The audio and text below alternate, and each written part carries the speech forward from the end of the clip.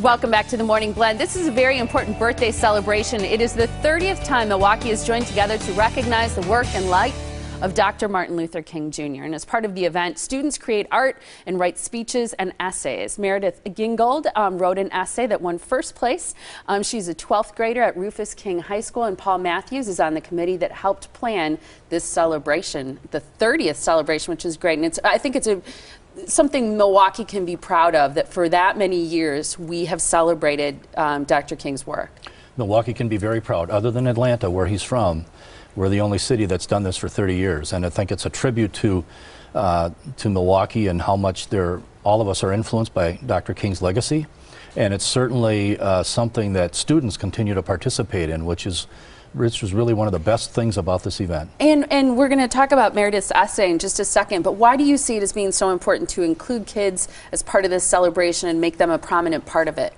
Well, first of all, it's because they're learning about Dr. King's legacy. Obviously, we have generations who weren't alive when he was.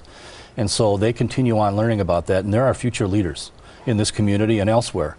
And these are lessons in leadership, learning from Dr. King. So I think that's what's significant. It's not just to look back at his legacy, but it's about going forward. I love that. What was the inspiration for your speech? How did you hear about the contest? Well, I'm in IB literature class, so my teacher, Miss O'Keefe Betcher, we learn about, so we do 3 different things. We do poetry, we do prose, and we do short stories. So this was the nonfiction speeches, so we read actually a lot of speeches by Dr. King, not just the Nonviolence is the Only Road to Freedom. That's really neat, I think. What was it about this contest in particular that made you want to participate?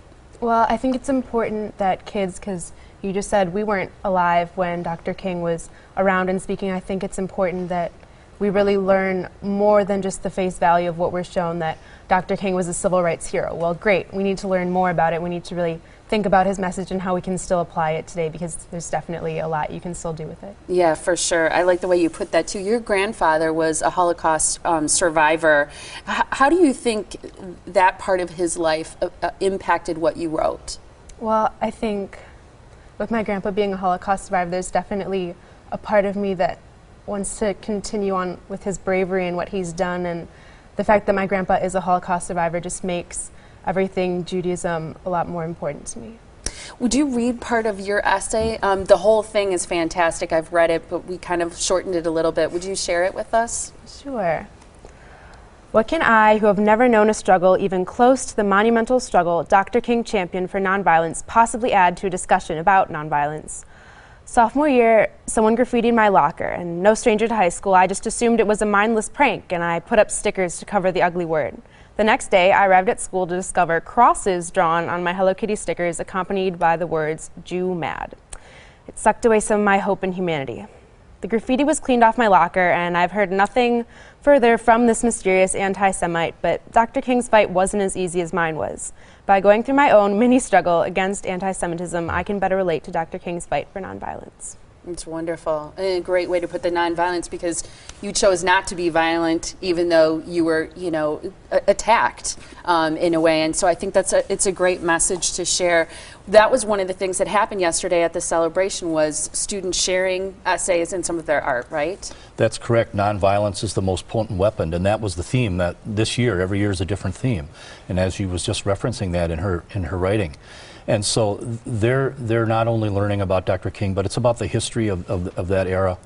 And again, I think that between those students who are participating in the contest and the performing arts tribute that we have, it's a real positive sign for Milwaukee's future. Absolutely. Have you picked the theme yet for next year? No, we'll do that in spring. We take a month or 2 off and we start planning next year. Okay. So, and for students who might want to participate in some of these contests, when do they have that opportunity? They start in the fall. There's a speech contest, there's a writing contest, and an art contest. And once school goes back in session in the fall, then the teachers bring it into the curriculum, and that's when they get started on getting ready for next year. It's wonderful. Thanks both of you for being here, and thanks for sharing your essay. Next year's celebration, so you can put it on your calendar, especially if you've never been before to this very important birthday celebration, is next year, January 18th, 2015, and you can find out more by visiting marcuscenter.org, and that event is always free and open to the public. Thanks again.